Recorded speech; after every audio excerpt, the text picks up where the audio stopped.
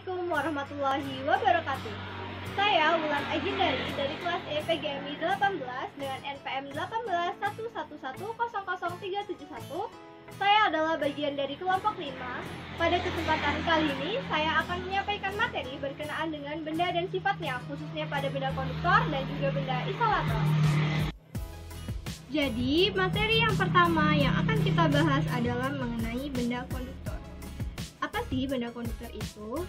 Jadi, benda konduktor adalah segala benda yang dapat menghantarkan panas dengan baik. Benda-benda konduktor ini biasanya terbuat dari besi, aluminium, ataupun juga terbuat dari kaca. Kita seringkali menemui benda-benda bersifat konduktor di sekitar kita. Biasanya benda-benda ini banyak dibuat untuk peralatan rumah tangga ataupun juga peralatan memasak. Nah, contoh benda konduktor yang pertama yang ada di sekitar kita adalah wajan.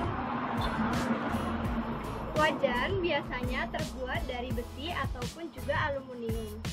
Kenapa wajan itu banyak terbuat dari besi atau aluminium ya?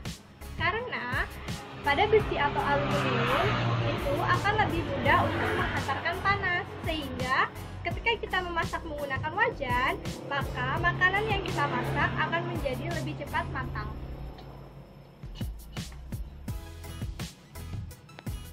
Nah, selain itu, alasan mengapa wajan seringkali terbuat dari besi atau aluminium adalah karena sifat besi atau aluminium yang kuat serta tahan lama. Nah, selain itu juga karena besi atau aluminium lebih mudah didapatkan dan juga harganya lebih ekonomis. Nah, wajan ini apabila kita jatuhkan pun tidak akan pecah, dan apabila kita pukul-pukul juga dia sifatnya keras. Lalu benda konduktor selanjutnya adalah yang terbuat dari kaca. Nah, yang biasa kita temui dalam kehidupan sehari-hari adalah gelas. Gelas ini seringkali terbuat dari kaca. Lalu kenapa ya kok gelas ini terbuat dari kaca? Padahal kaca kan benda konduktor, memangnya tidak panas jika dipegang. Nah, biasanya pada gelas yang terbuat dari kaca, biasanya memang dia itu adalah jika kita pegang akan terasa panas. Namun dalam pembuatan benda-benda yang ada di sekitar kita, itu juga memperhatikan fungsi estetiknya atau fungsi keindahannya.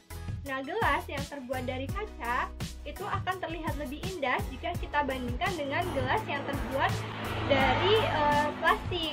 Nah, kemudian alasan lain kenapa terbuat dari kaca adalah karena kaca itu biasanya bersifat transparan, sehingga kita dapat melihat isi dari gelas tersebut dengan lebih mudah, seperti warna airnya, kemudian isi di dalam gelasnya ada apa saja. Nah, sebagai perbandingan di sini saya juga membawa gelas yang terbuat dari plastik. Nah, jika kita bandingkan keduanya sama-sama gelas, namun jika kita lihat dari fungsi keestetikannya atau fungsi keindahannya, tentu saja gelas yang terbuat dari kaca lebih terlihat lebih indah dibandingkan dari gelas yang terbuat dari plastik. Nah, tadi itu adalah penjelasan mengenai benda-benda konduktor serta contoh-contohnya. Kemudian, setelah benda konduktor, maka sekarang kita akan belajar mengenai benda isolator. Jadi, apa sih benda isolator itu? Nah, benda isolator adalah benda yang bersifat kurang baik dalam menghantarkan panas. Benda-benda ini biasanya terbuat dari plastik, kemudian ada yang terbuat dari kayu, dan terbuat dari wool. Oke, sekarang kita akan belajar tentang benda-benda isolator yang ada di sekitar kita. Tadi kan kita sudah belajar tentang benda konduktor nih. Nah, sekarang kita belajar tentang isolatornya. Nah, contoh pertama mengenai benda isolator di sekitar kita ada ember. Nah, ember ini biasanya terbuat dari plastik. Kenapa sih kok ember ini seringkali terbuat dari plastik? Karena sifat plastik yang kuat, kemudian lentur, dan juga plastik ini sangat ringan ketika kita bawa, sehingga tidak memberatkan kita ketika kita membawa air menggunakan ember ini.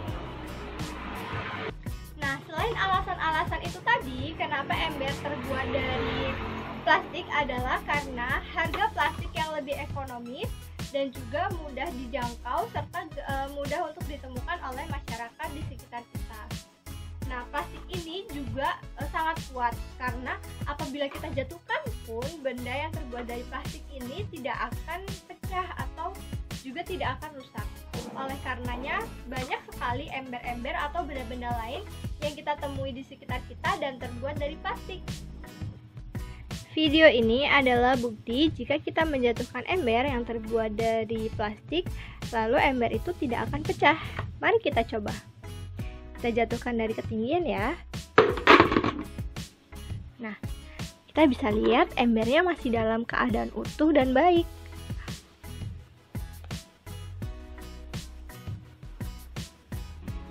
Kemudian, benda isolator selanjutnya adalah benda yang terbuat dari kayu.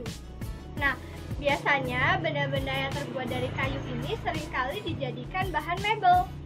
Bahan mebel ini biasanya menjadi kursi, menjadi meja, dan juga barang-barang yang terbuat dari bahan kayu lainnya. Alasan kenapa kayu seringkali dijadikan barang-barang mebel adalah karena kayu ini sifatnya kuat. Kemudian yang kedua, kayu ini mudah dibentuk menjadi bentuk apapun sehingga seringkali digunakan untuk membuat meja ataupun kursi atau peralatan lainnya. Nah, kursi kayu ini adalah contoh benda isolator yang terbuat dari kayu.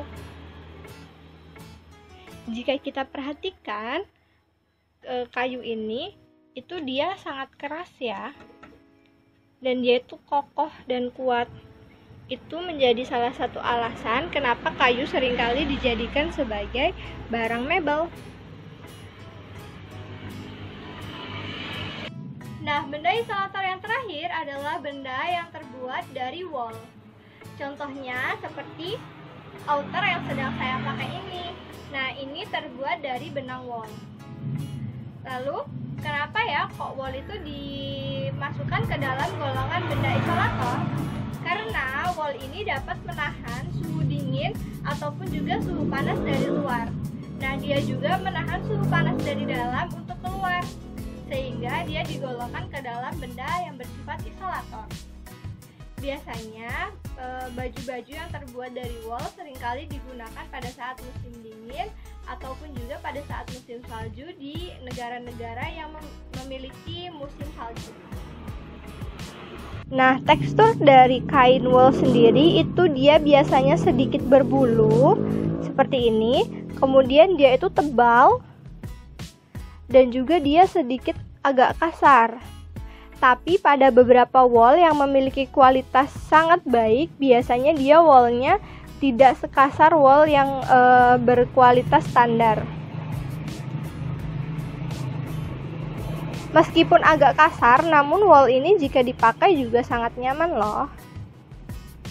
Nah, itu tadi beberapa penjelasan mengenai benda-benda konduktor dan juga benda-benda isolator. Sekarang kita akan membuktikan apakah benar bahwa benda-benda yang tadi telah disebutkan itu adalah benda-benda konduktor dan juga benda isolator ya. Nah, untuk membuktikan hal tersebut, maka di sini saya melakukan beberapa percobaan. Nah, percobaannya adalah sebagai berikut.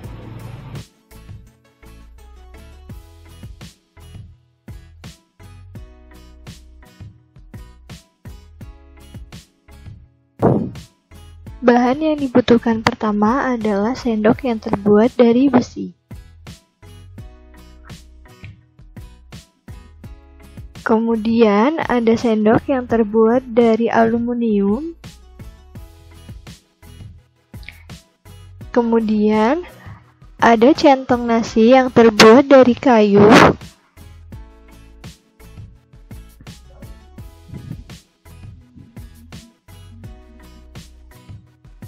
Lalu ada centong nasi yang terbuat dari plastik.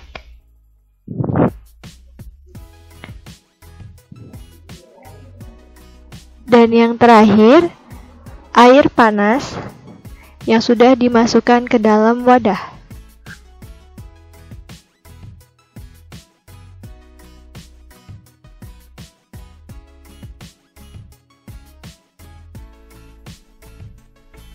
Langkah pertama adalah dengan memasukkan benda yang terbuat dari aluminium dan juga sendok yang terbuat dari besi ke dalam air panas. Hal ini bertujuan untuk mengetahui benda mana yang lebih cepat menghantarkan panas.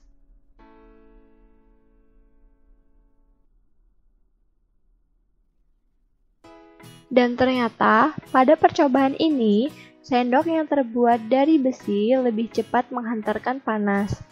Karena pada ujung sendok terasa lebih panas terlebih dahulu dibandingkan dengan sendok yang terbuat dari aluminium.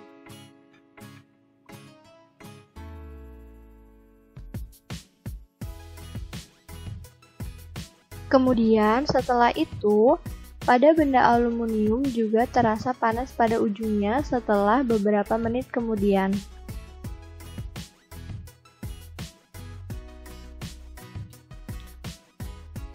Selanjutnya adalah percobaan menggunakan centong yang terbuat dari kayu dan juga yang terbuat dari plastik yang kemudian dimasukkan ke dalam air panas.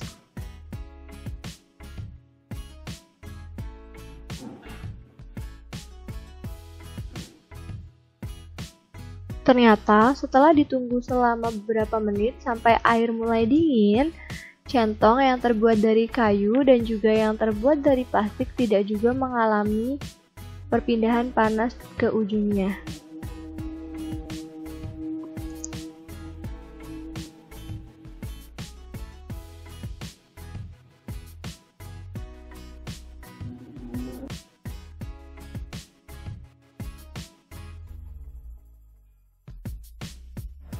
Nah, berdasarkan hasil percobaan yang sudah kita lakukan, maka benar adanya bahwa benda-benda yang terbuat dari besi itu dia adalah benda-benda yang bersifat mudah menghantarkan panas atau konduktor. Kemudian benda yang terbuat dari kayu dan yang terbuat dari plastik itu ternyata benar bahwa dia itu benda isolator. Nah, berdasarkan percobaan-percobaan yang kita sebutkan di atas tadi, maka kita dapat menarik kesimpulan bahwa benda-benda itu berdasarkan sifatnya terbagi menjadi dua, yaitu benda konduktor dan juga benda isolator. Benda konduktor sendiri itu adalah benda yang mudah menghantarkan panas, dan yang kedua benda isolator itu adalah benda yang sukar menghantarkan panas. Nah, ini sesuai dengan firman Allah yang terdapat pada surat An-Nahl ayat 13 yang artinya, dan dia juga mengendalikan apa yang dia ciptakan untukmu di bumi ini dengan berbagai jenis dan warna-warnanya. Sungguh pada yang demikian itu benar-benar terdapat tanda kebesaran Allah bagi kaum-kaum yang mengambil pelajaran. Nah, pada ayat di atas Allah Ta'ala mengingatkan atas tanda-tanda yang ada di langit, dan dia mengingatkan apa-apa yang telah dia ciptakan di bumi berupa benda-benda yang menakjubkan dan berbagai macam sesuatu yang fungsinya itu macam-macam, seperti binatang-binatang, benda-benda tambang, tumbuhan-tumbuhan, dan juga benda-benda mati. Oleh karenanya kita harus senantiasa bersyukur kepada Allah karena Allah telah menciptakan banyak hal di sekitar kita yang dapat kita manfaatkan dalam kehidupan kita sehari-harinya dan juga dapat memudahkan kita dalam kehidupan kita. Nah, sekian yang dapat saya sampaikan. Kurang lebihnya saya mohon maaf dan saya akhiri. Wassalamualaikum warahmatullahi wabarakatuh.